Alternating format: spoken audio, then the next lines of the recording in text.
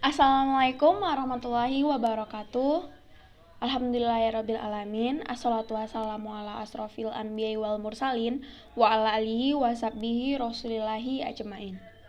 Pertama-tama, marilah kita panjatkan puji syukur kita kepada Allah Subhanahu wa Ta'ala yang telah memberikan kita rahmat juga karunia-Nya untuk dapat melihat video tugas etika filsafat ini. Sebelumnya, perkenalkan, nama saya Barokah Rahmadani dari PR3C yang akan membahas mengenai makalah etika filsafat komunikasi, pengertian etika, dan pada dasarnya manusia adalah makhluk sosial yang akan berkomunikasi dengan manusia lainnya. Maka dari itu perlu kita pahami dengan sesama maksud dari etika juga komunikasi yang sedang berlangsung. Di dalam filsafat sendiri, etika berarti ilmu tentang apa yang dilakukan atau ilmu yang telah menjadi adat suatu kebiasaan tersebut. Dalam Kamus Besar Bahasa Indonesia sendiri, etika adalah ilmu pengetahuan tentang asas-asas atau moral yang kita lakukan, seperti etika dalam berbicara, etika dalam bertindak, dan etika dalam menghormati sesama orang atau sesama yang lebih tua. Pada dasarnya, etika dalam ilmu komunikasi sendiri yaitu etika yang berhubungan dengan ilmu pengetahuan lainnya. Dalam Al-Quran dan hadis sendiri menemukan berbagai panduan agar komunikasi dengan baik dan efektif. Kita dapat mengistilahkannya sebagai prinsip atau etika komunikasi tersebut. Dalam berbagai komunikasi Islam sendiri, kita dapat menemukan setidaknya 6 jenis pembicaraan atau pembacaan atau qaulan yang dikategorikan sebagai kaidah etika komunikasi Islam, yaitu qaulan sadida atau perkataan yang benar, jujur. Quran surat An-Nisa ayat 9 yaitu A'udzu billahi minasyaitonir rajim. Bismillahirrahmanirrahim. Ya syazzina law fihim qafal yahyiyannaf.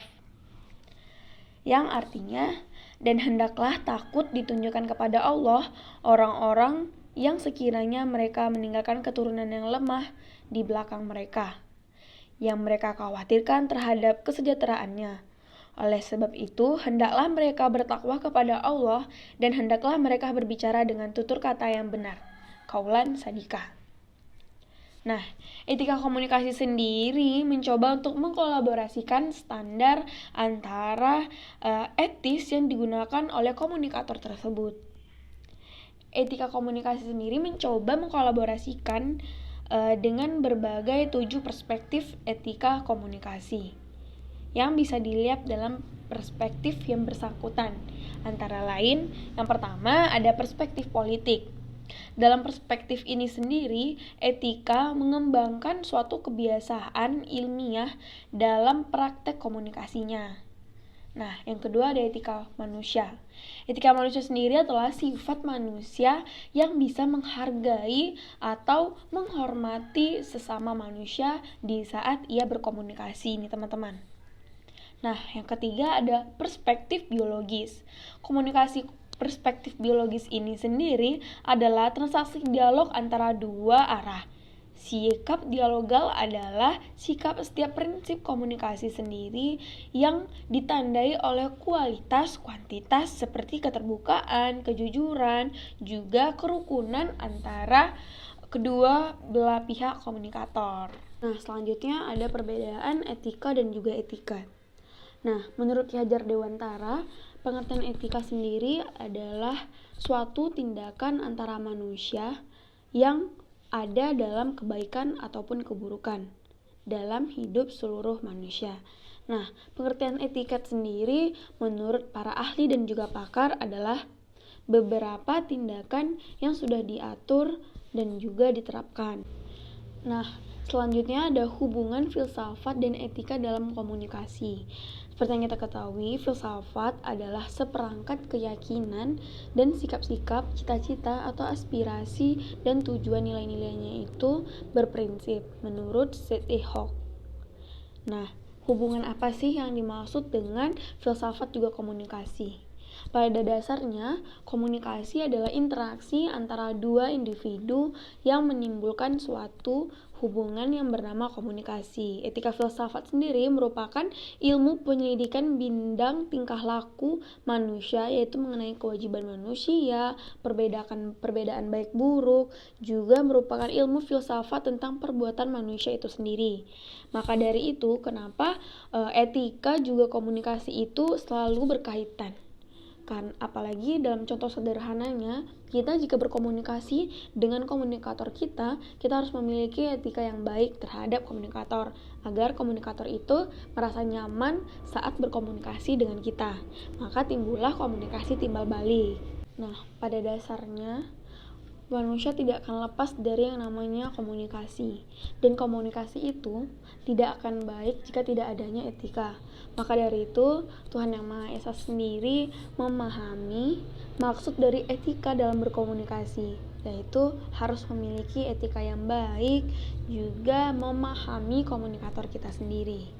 Hubungan etika dan filsafat sendiri adalah merupakan pembatasan pemikiran manusia haus akan kebenaran yang terjadi nih teman-teman. Seperti dalam surat Toha, yaitu A'udzubillahi minasyaitonirrajim. Bismillahirrahmanirrahim. La laqullayanna ahu. Pergilah kamu berdua kepada Fir'aun, karena benar-benar dia telah melampaui batas. Maka berbicaralah kamu berdua kepadanya dengan kata-kata yang lemah lembut. Mudah-mudahan dia sadar atau takut. Dari ayat tersebut kita dapat menarik kesimpulan bahwa qaulan layyim berarti berbicara yang lemah lembut. Maka dari itu kita melakukan komunikasi terhadap komunikator kita sendiri harus memiliki tata krama juga lemah lembut.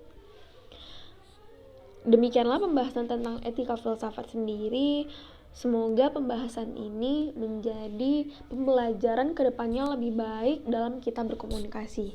Maka penting bagi kita menerapkan dan mensejahterakan, menyamaratakan etika dan juga filsafat agar terbentuknya komunikasi yang baik. Baik, sekian penjelasan dari saya. Lebih dan kurang mohon dimaafkan. Assalamualaikum warahmatullahi wabarakatuh.